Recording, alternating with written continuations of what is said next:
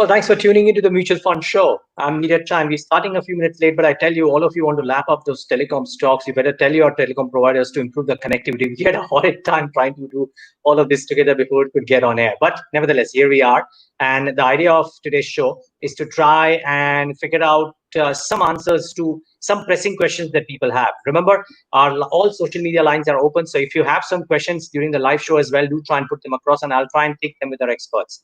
But there are 4 or 5 questions that we've pre-decided that we would want answers to. And for that, 2 advisors joining right now, 2 experts joining right now, both of them joining in on the Mutual Fund Show for the first time. Hope to have them more often as well. Prableen Bajpai of FinFix, as well as Amit Jain of Ashika. Both of you, thank you so much for joining in and giving us your time, and hope both of you and your colleagues and families are safe. Probably let's start off with you. I think the obvious question that most people would have is how to make their portfolio pandemic free. Now, if there was an answer like that, I would bet my house on it. But nevertheless, I'll still seek it from you. Yeah. Should I go ahead? Yeah. Sorry, probably the question was for you first. Okay. Hi, Niraj. Thanks for having me. So yeah, just the way you said, there is no formula or a magic trick, which can make a portfolio pandemic proof. So what I think something that we need to remember is that, a black swan event like COVID-19 is not something that we can actually totally prepare for. What we can prepare for is, downsizing the damage that such an event can do. And I think it's time to go back to basics and, check, I think, your asset allocation. That's the first step. Because if you already had your asset allocation, well solidified in place with your allocation in gold, the requisite amount in equity, fixed income, I think one would definitely be much lesser concerned, at this time. So I think it's time to go back to basics and, see whether your asset allocation is right there, correct or not. And when we talk about such an event, of course, we've seen the equity markets being the most impacted, and that's something which has happened globally. Again, I think a more process-driven approach, where we've seen the PE levels in January of 2020, touch about 28, and by March they were down to 17. And again, we are seeing, a real relief rally or whatever you can call it. FIs pumping in money, and the PE is again up to 24. So I think at this time, it is very important to again realign your asset allocation, have your, I think the allocation to each asset in the correct manner, and just sit with some, funds in a liquid or a low duration category, so that because we really don't know what are we in store for. Okay, so preparing for a rainy day as well. That's one thing that one can take off, and therefore maybe liquid funds or some of the other funds could be useful. Amit, you want to come in? Let's assume a person wants to do this entirely via use of mutual funds, because that's what we do on the Mutual Fund Show. We can bring in an element of personal finance, but largely using mutual funds. What can one do? Should an allocation be made to balance advantage category in a meaningful fashion? Should liquid funds be an ideal part? Are there percentages that you are recommending to your clients? So ideally, the investor need to follow 3 basic principles. Number 1, they have to invest into debt-free companies or low-debt companies. As of now, we are not advising any company which has a debt-equity ratio more than 0.3%. That's one. But number 2, they have to invest into an asset-light model. They have to keep that in mind. Number 3, they have to believe in investment philosophy of invest rightly, switch timely. The way they have to rebalance their portfolio at every periodic interval. That's the basic principle they have to follow if they really want to create a pandemic-proof portfolio. Coming back to specific category of mutual fund, which you have just talked about, the investor should park at least 50% of their money into arbitrage funds. And from those arbitrage funds, they should park money into selected equity mutual funds in next 5 months in a staggered way. All money should not be invested now, because market has already seen a technical bounce back. And we feel that this technical bounce back is carry lack of fundamentals, which may fizzle out soon. So you have to stagger your investment in a systematic way in next 5 months. That's about 50% of your arbitrage. 20% of your portfolio has to go into gold ETF, because we are bullish on gold by keeping a 5 to 10 year view on the gold ETF side. Number 3, you have to bifurcate 15% of your overall mutual fund portfolio into thematic funds, a sectoral fund. The sectoral fund can be a part of, say, manufacturing fund, because we believe that India is at the verge where we can become a manufacturing economy by 2030 if the government take right step at the right time, and government is trying to do that any which way. So 15% you can park into a thematic fund, which can be a combination of healthcare funds and a manufacturing fund. And fourth, remaining 15% you can park into international funds so that you can hedge against any currency depreciation of INR, and you can make your portfolio actually a pandemic-proof portfolio by having this 100% allocation in different product category of mutual. Okay. However, the systematic way of approach has to be done in next 5 months. Not everything need to be invested now because market has already bounced back, and you have to time the market. Okay, viewers, 2 or 3 things out here. For a lot of you who are not experts at mutual fund investments or equity investments, 2 or 3 things that Amit has said might be difficult. Timing the market, I think most people would find it difficult. So please be mindful of that. Also, with regards to exposure to sectoral or thematic funds as well, if you understand the theme very well, great. If your advisor understands it well, then great. Otherwise, you should be mindful of the fact that themes can get changed, or themes can change at the drop of a hat. You wouldn't be able to figure out timings, so on and so forth. And therefore, if you are investing in a thematic fund, either take the pain to understand that theme very well, or make sure that your advisor understands the theme very well before you go out and invest into those thematic funds. But Amit, you raised a point about arbitrage funds. I was going to bring it up in the end. So let me start off with that now. Arbitrage funds have gained in popularity, record inflows in the month of May. What's this phenomenon about? And should one look at them versus some of the other categories that people were looking at earlier? Amit, I'll start off with you this time. So arbitrage funds are a natural hedge against any downfall in the market.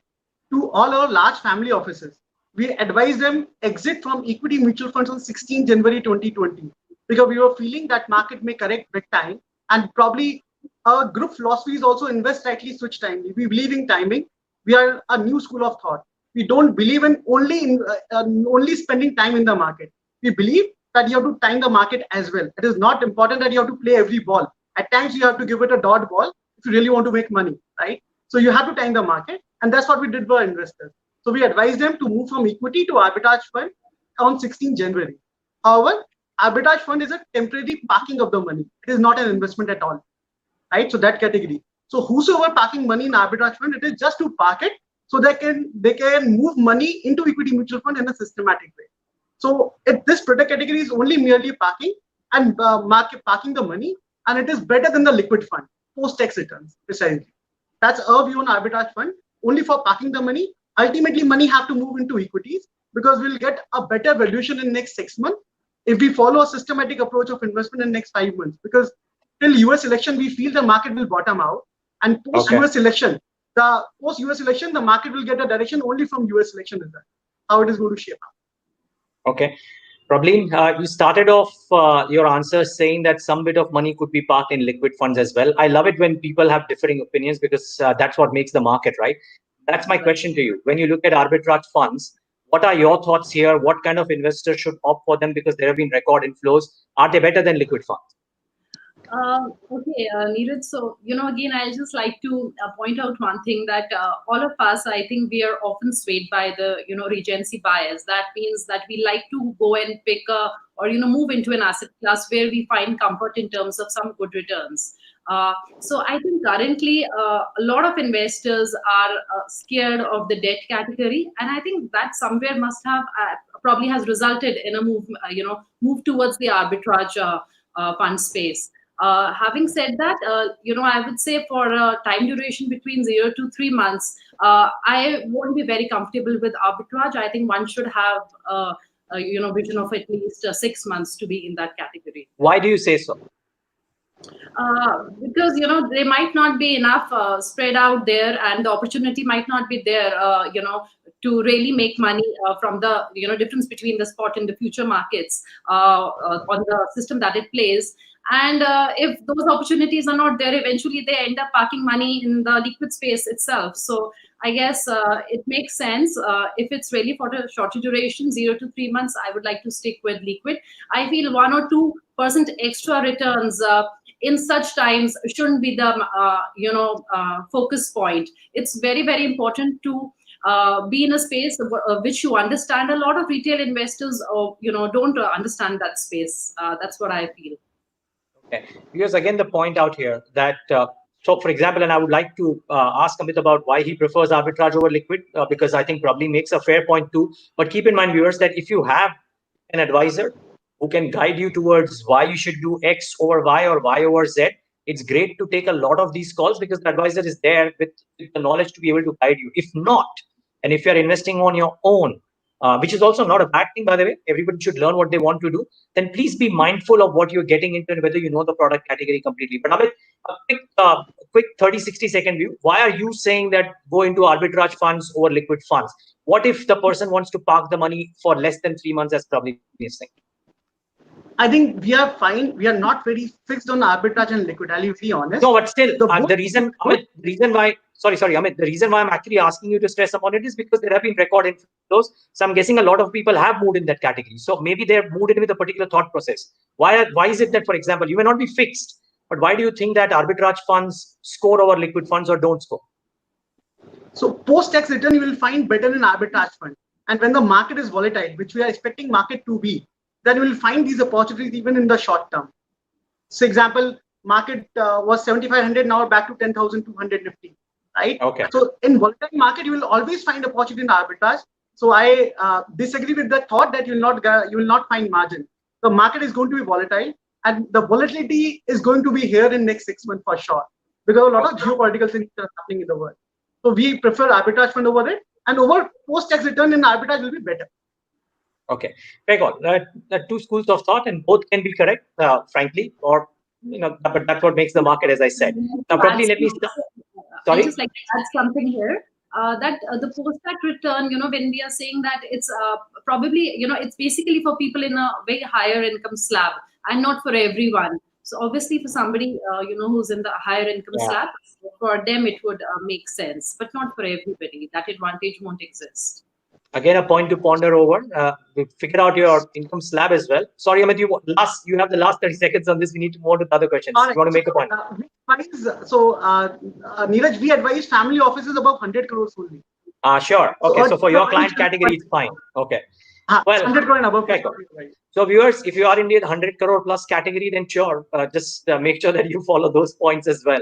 But let's move on to the next point. And frankly, I mean, this is the point that everybody is grappling with, right? That what mutual fund categories would do well in the current times, let's say in the next 6 months to 12 odd months, because there are contrasting themes at play, right? We're looking at deglobalization in that sense. And what we're seeing in India, for example, doing well is pharma as a sector, which is largely export oriented, to be honest. I mean, everybody's talking about specialty chemicals. We're talking about IT, now looking pandemic proof, and that's export oriented. So that's right, fits in the theme of globalization. Therefore, my question, and probably I want to start off with you on this. Thematic funds are dangerous, yes. But for somebody who's willing to take exposure, what fund category do you think will perform well in this era of deglobalization? If indeed we are moving there, probably in this starts off with you. Okay, that's for me. Okay. So because you mentioned this term, Niraj, deglobalization, just let's quickly visit it. So we are living in a world where we are already in a globalization, a little slow-paced globalization since 2008. And in the last 1 or 2 years, we've actually seen, trouble between China and the US. And, the protectionism kind of approach has been taken up. So if you talk about deglobalization, that means that everything, right from trade to, cross-border flow of trade and technology, the investments, everything would be impacted. So it's very, very difficult to pick a sector which would actually do well when you're saying deglobalization. Why technology and healthcare is doing well? If we look at the Nasdaq 100 index, it's up by 9%, but the S&P 500 is barely up 1% year to date. And the primary reason for Nasdaq 100 to do well has been that it's 45-50% technology driven, followed by the healthcare biotech sector. And these two are the biggest beneficiaries as of now. All our interviews, calls are, technology enabled, cloud driven. And of course, with the COVID pandemic, healthcare sector is what everybody is looking at. But again, for how long will it, last? So it's difficult. And to pick a sector which would do well in deglobalization space, especially in India, I think it's a tough call. It's always best to stick to market leaders, I feel, across different space. So I really don't have a very clear view on which theme should one pick. And I'm not a big promoter of, let's say, picking thematic funds actually. So I like the diversified space, and I find more comfort there. I feel that for now, we are seeing this rally, but we don't really know how long it will last in these two spaces, the technology and healthcare. Yeah, and there could be more as well, and that's a fair call. I mean, for viewers, there's a learning out here as well for all of you. If you're not convinced about something, no matter, or if you do not have the exact knowledge about that thing, whichever the argument may be, don't go out and bet just because the gravy train is in favor. At times, it's just better to take a step back and say, hey, I don't know about pharma companies, and therefore I don't want to go out and invest there. People may make money. You don't have to make money on every single trade. Same way, you don't have to hit every ball for a six. But Amit, you obviously, sorry, yeah, point here, Niraj, I'd like to add that when we're talking about mutual funds, at least, we always promote them with a medium to long-term horizon. Sure. So just taking a decision based on on an event or something which is an outcome of an event, I think is not the right thing to do. That can be the right way, to pick certain specific stocks if you are, if you do go into direct equity. But I feel as far as mutual funds are concerned, the way to diversify and, build your portfolio has to be different. Sure. But the argument, Amit, could also be that in case of this whole deglobalization, maybe it's an event that could lead to a change in behavior for a slightly longer period of time as well. So again, that argument may also hold true. So Amit, I want to come to you on this because you seem to be in favor of thematic funds. What categories, to your mind, will do well in this time? All right. So first, thematic funds, we are allocating only 15% of the portfolio, not 100%. Of course. We are talking of next 6 months staggered investment. That's the process we follow. Now, coming back to the sectors where we feel comfortable in, so what happened? Every bull market has its own sector. I'll give you a thesis of it, why we believe in so. Say 1996 to 2008, Nifty was leading with the asset-heavy business models.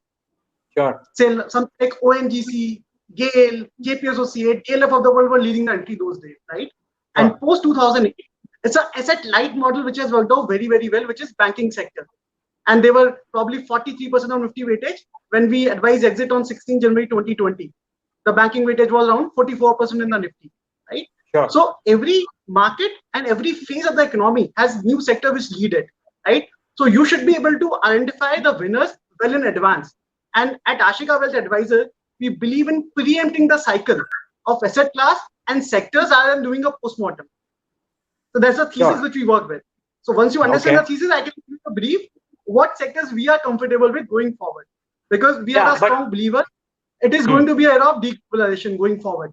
Because there will be a lot of geopolitical changes. So by keeping that deglobalization in mind, we have 5 sectors which we feel comfortable with for 15% of the allocation. Amit, but I would request, because this is a mutual fund show, let's not get into sectors because otherwise the time will run out. I want from you what categories or what fund categories can people bet in on the mutual fund side? So specific to mutual fund, I think we are comfortable with manufacturing sector. Allocation 5% allocation out of 15 can go to manufacturing sector. Are there specific funds which cater to this theme?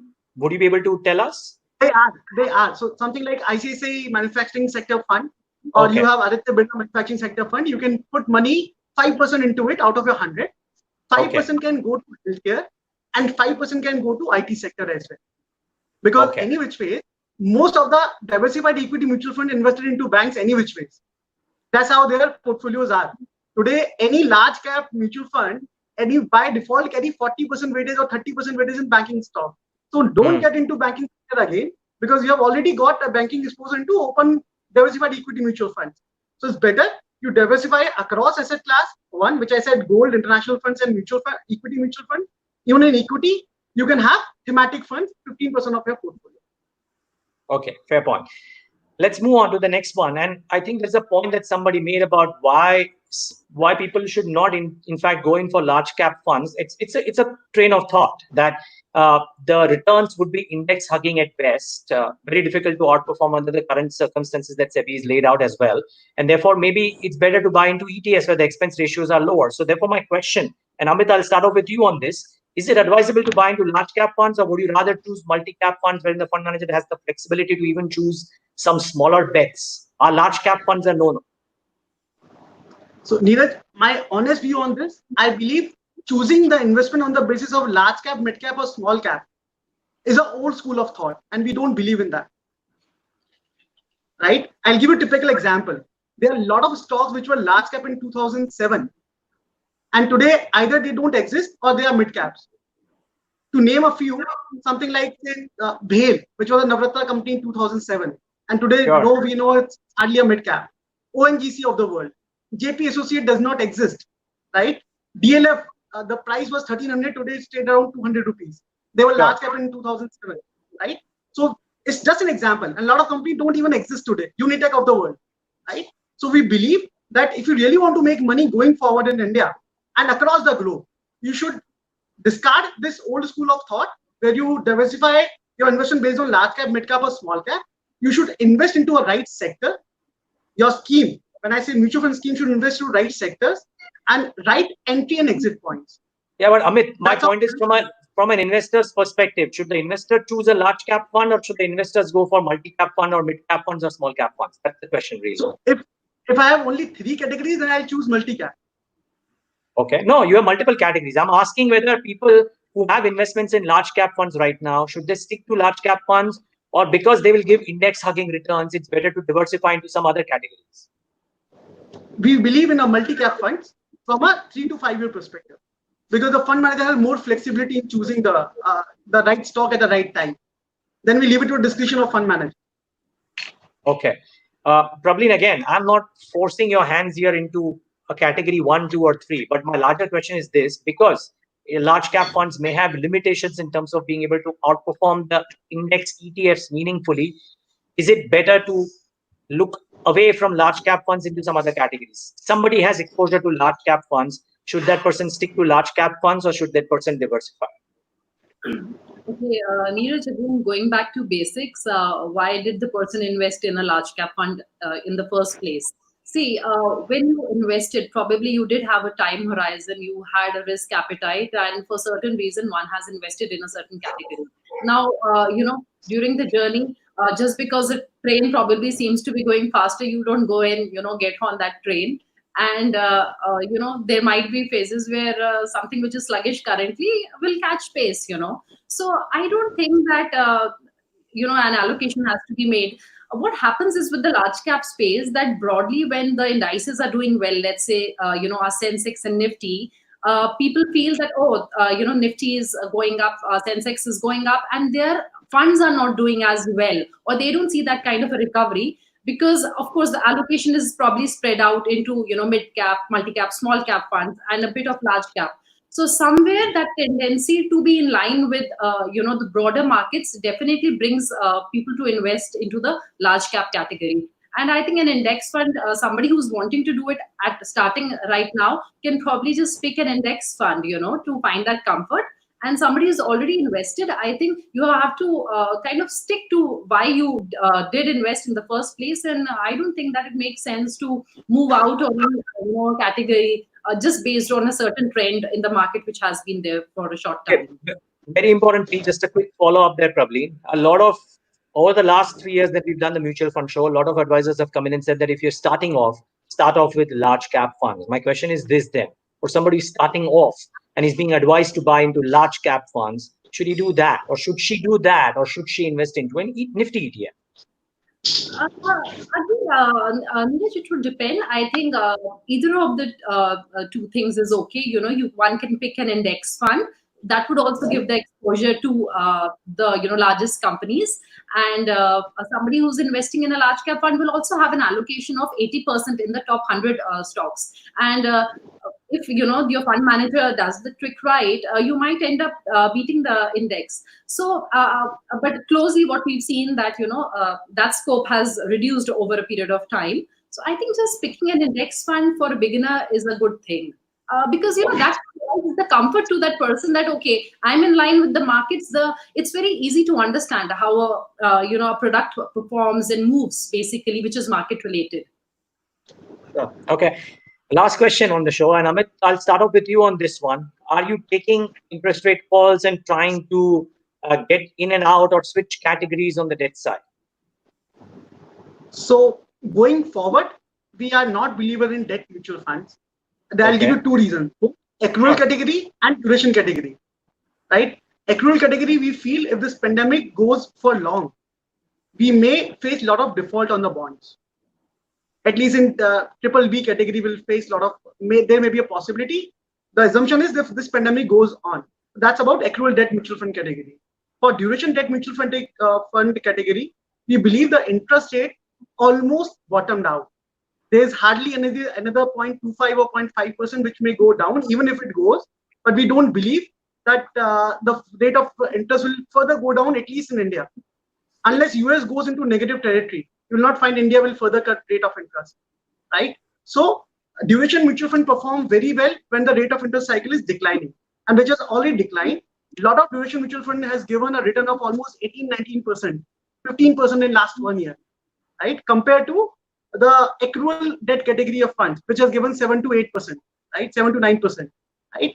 So that category may not be very fruitful going forward to invest, both because rate of interest are going down. So accrual will also get a little unattractive, and duration any which will start reversing the gains which they have got in last 1 year if the interest rates start going up, say after 6 months or a year time, once we pass out this pandemic phase. So debt mutual fund, we are any choice advising to be avoiding at least from a 1 to 1.5 year point of view. Okay, Prableen, you have some thoughts here? So it's not that we've turned averse to the debt space. I think there's always scope. So I like to stick with a portfolio which has quality and which is for a shorter duration as of now. Because of course, we've seen the bonds hover between like 4.8 to about 9.4, the government bonds. And if we take the average of 7, we are much below it. So this is not really the time to invest, which is something which is for a longer duration. The interest rate risk will be way higher. So I like to stick with something which is for a shorter duration with a high quality portfolio.